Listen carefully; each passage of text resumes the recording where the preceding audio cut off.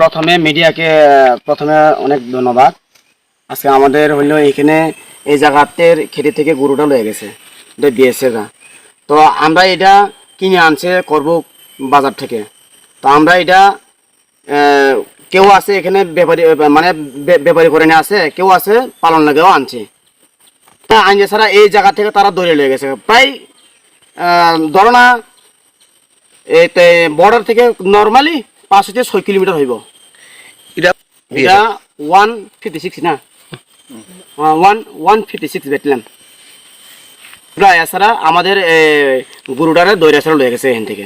তো এটা তো আপনারা দেখেন এটা কি তার কাটা কিনারে নাকি এটা কি কোন জায়গাতে, এটা আপনারা দেখেন স্পট এই জায়গা। তো আমরা চাই এখন আমাদের গরু ফেরত পাওয়ার জন্য। আর যদি না পাই তাহলে আমরা আরও আগে বিক্ষোভ মিছিল আরও করব। আর যদি না হয় আরও তার উপরে আমরা উপর মহলে আবার যাবো আমরা। এটা কোন পাড়া?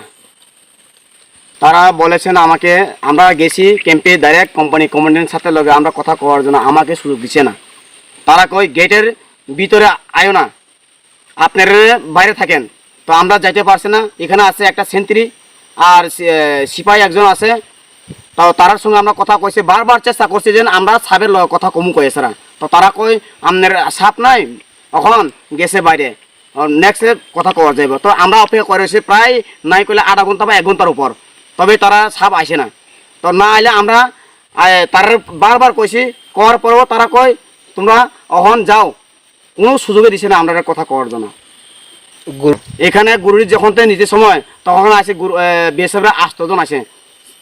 তো আমরা মানুষ তখনকার আমি একজনই দেখছি, আর বাকিটি সব বাজারে আসিল।